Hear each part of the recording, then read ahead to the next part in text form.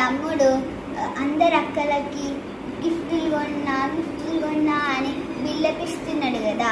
మన బిల్లకి అర్థం ఉంది ఏంటిదంటే వాడు పాకెట్ మనీతోటి ఆన్లైన్లో ఉన్నాడు, ఎవరిని అడగలే.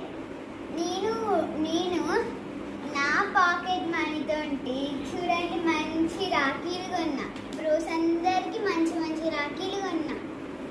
ఇది నా సొంతం పాకెట్ మనీ.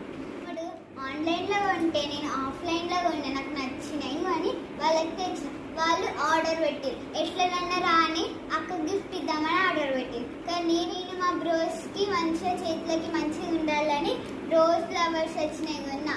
ఎంత గ్రేట్. అందరు బాగా కాస్ట్ పెట్టి బంగారంతో రాఖీలు చేపిస్తామంటారు. కానీ మా అన్న తమ్ముళ్ళే బంగారం, వాళ్ళకి బంగారం రాఖీలు ఎందుకు, ఇవి కొంటే సరిపోతుంది కదా. రాఖీలు కొనాలని డాడీ దగ్గర నుంచి వెళ్ళినా మమ్మీ దగ్గర నుంచి వెళ్ళినా మనీ తీసుకొని కొంటాను. కానీ నేను అట్లాగా it's my own pocket money.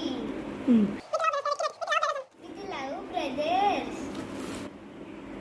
Friends, మీరు కూడా ఎప్పుడన్నా కానీ మమ్మీ డాడీ దగ్గర నుంచి కాకుండా మీ పాకెట్ మనీతోటి ఈ రాఖీలు కొన్నారనుకో మీరు ప్రౌడ్గా ఫీల్ కావచ్చు. మా మనీతోటి అన్నయ్యలకి రాఖీ కట్టినాం, మా అన్న తమ్ముళ్ళకి రాఖీ కట్టినాం. నా ఐడియా ఎట్లున్నది ఫ్రెండ్స్, మస్తు ఉన్నది కదా.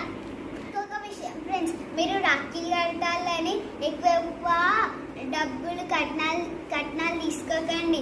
వాళ్ళు ఏమి ఇస్తే అదే తీసుకోండి. నాకు కావాల్సింది వాళ్ళ ప్రేమ. పైసలు ఏం చేసుకుంటారు?